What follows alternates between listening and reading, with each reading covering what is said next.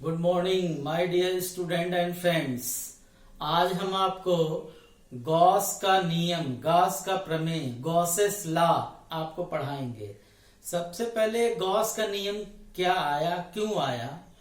आपको पता है कि बिंदु आवेश के कारण वैद्युत क्षेत्र की तीव्रता हम लोग निकालते हैं।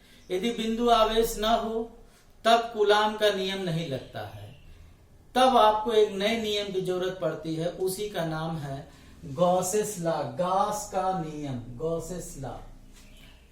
It is very powerful technical method to calculate electric field intensity as well as electric potential of regular bodies और इरेगुलर बॉडीज।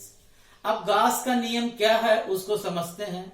गॉस के नियम में सबसे पहले एक बंद पृष्ठ होता है, एक बंद पृष्ठ जिसमें हमने मान लिया आवेश कितना है, Q है। ये प्लस Q आवेश उस बंद पृष्ठ में है।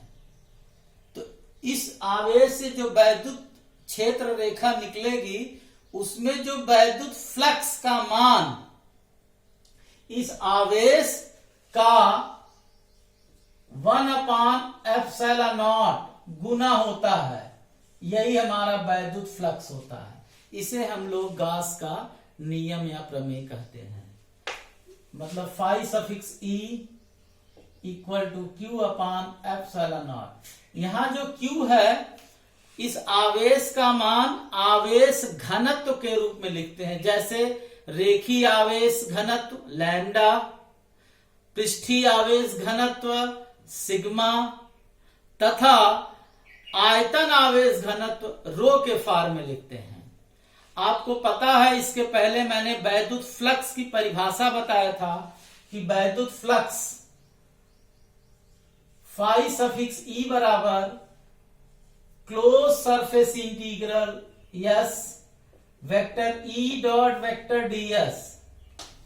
E जो है वैद्युत क्षेत्र की तीव्रता है, जो ds वेक्टर है यह सूक्ष्म क्षेत्रफल वेक्टर है।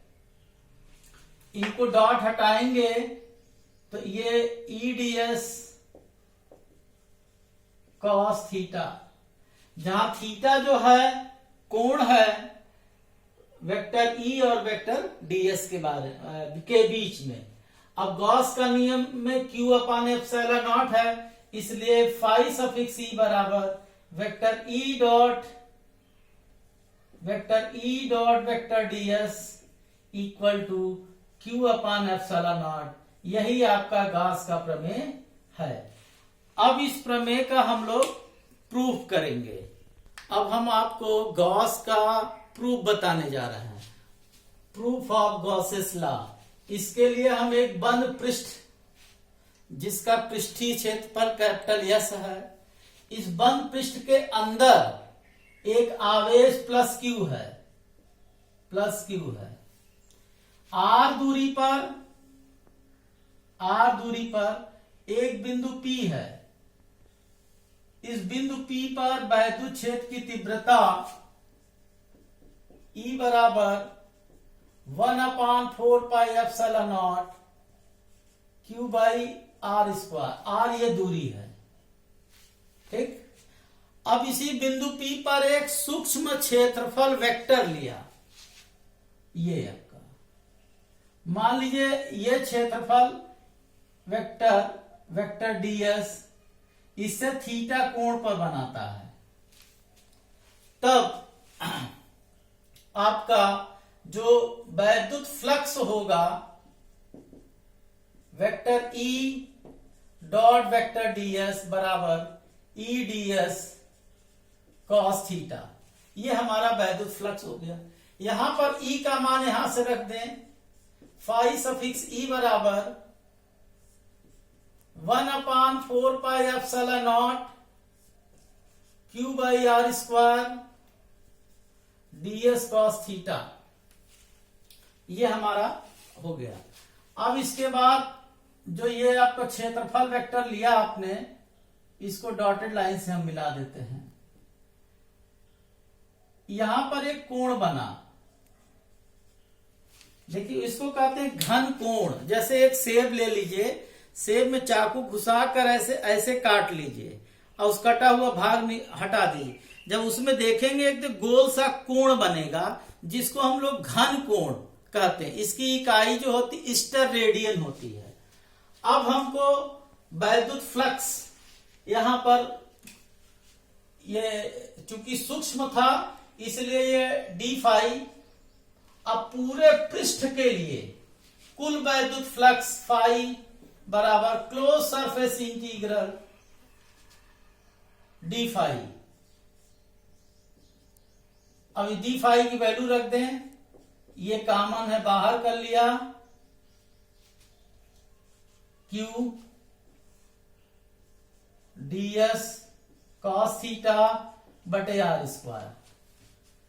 फाई सफिक्स ई बराबर 1/4 पाई एप्सिलॉन नॉट क्यू।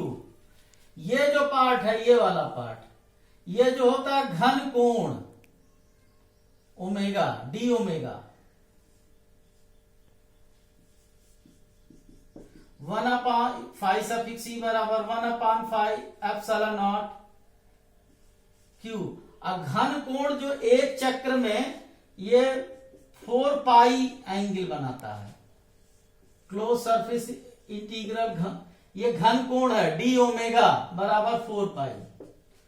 अब यहां से 4 पाई कैंसिल, तो फाई सफिक्स ई बराबर Q upon epsilon not. Hence proved, ये गॉस का प्रमेय सिद्ध हुआ। अब हम गॉस के नियम पर कुछ महत्वपूर्ण बिंदु बता रहे हैं। इंपॉर्टेंट गॉस के नियम पर महत्वपूर्ण important points on Gauss's law.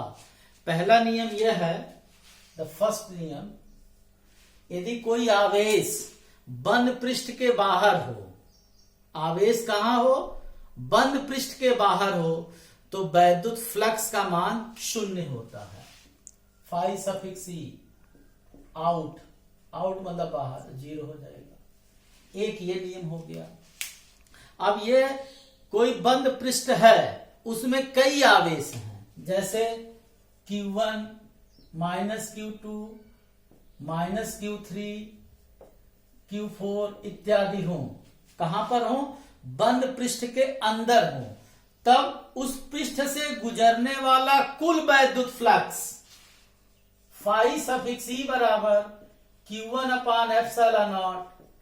अब देखिए आवेश माइनस है तो माइनस लिखेंगे यहां पर, माइनस Q2 हो गया upon epsilon not 3 minus Q3 upon epsilon not 3 Q4 upon epsilon not dot dot dot, या फाई सफिक्स ई बराबर 1/4 एप्सिलॉन नॉट समेशन Q। ये हो जाएगा।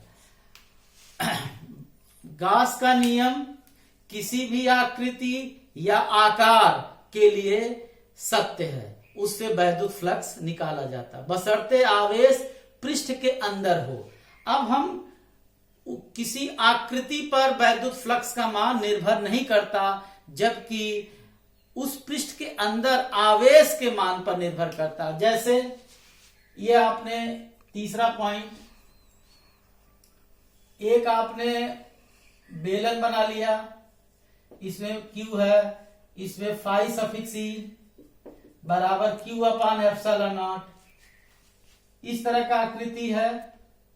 इस पर वैद्युत फ्लक्स Q एप्सिलॉन नॉट होगा, तिरछा सीधा इस तरह से। इस सभी आवेश इस बंद पृष्ठ के अंदर है और इस बंद पृष्ठ से गुजरने वाला कुल वैद्युत फ्लक्स Q एप्सिलॉन।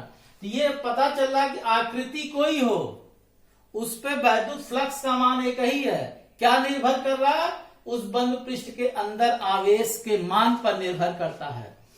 अब हम नेक्स्ट कोई ऐसा पृष्ठ लें जो सिमेट्रिकल हो, जैसे घन है, क्यूब है, क्यूबाइड है। जैसे क्यूब में 6 फलक होते हैं, 6 फलक फेस होते हैं।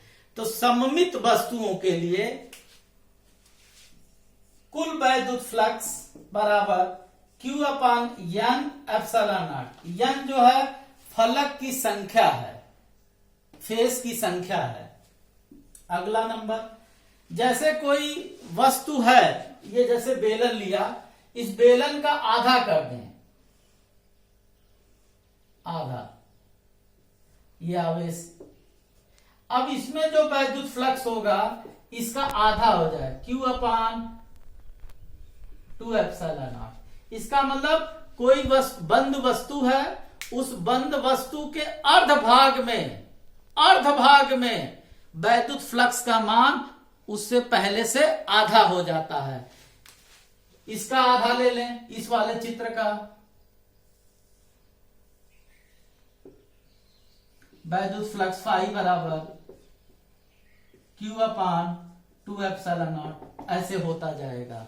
क्लियर हो गया आपको? अब हम आपको गासियन पृष्ठ के विषय में बता रहे हैं। गास के प्रमेय में सबसे इंपॉर्टेंट यह गासियन सरफेस, गासियन पृष्ठ है। जब किसी वैद्युत क्षेत्र को ज्ञात करते हैं तो वैज्ञानिक गास ने एक काल्पनिक पृष्ठ का कल्पना किया था, उसे हम लोग गासियन पृष्ठ कहते हैं। जैसे बिंदु आवेश, पॉइंट चार्ज,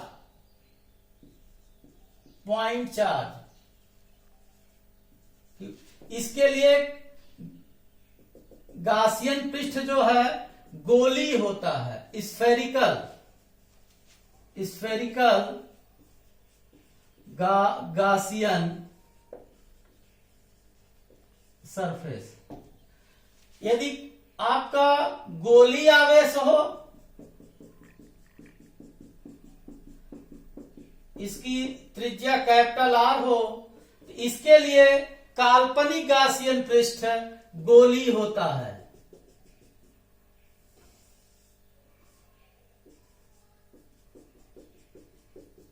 सभी पर आवेश प्लस Q एक समान रूप से वितरित है। यह आपका गासियन सरफेस होगा, ये भी स्फेरिकल होगा। कोई लाइन चार्ज हो, एक्सटेंडेड सोर्स हो, इसके लिए बेलनाकार होता है, बेलन।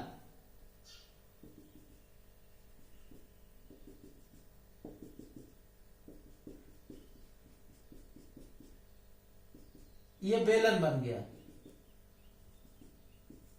जब लंबाई में हो तो गासियन पृष्ठ जो है बेलनाकार, सिलेंड्रिकल बनता है, सिलेंड्रिकल बनता है।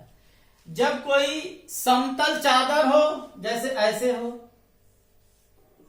इस पर आवेश हो प्लस Q, एक समान रूप से वितरित हो, तो जो गासियन पृष्ठ होता है वो बेलनाकार होता है लेकिन आर पार होता है। जैसे ये देखिए,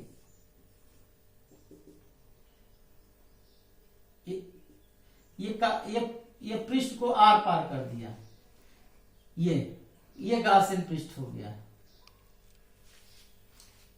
बहुत बहुत धन्यवाद मेरे इस वीडियो को लाइक करने के लिए, शेयर करने के लिए और सब्सक्राइब करने के लिए बहुत बहुत धन्यवाद।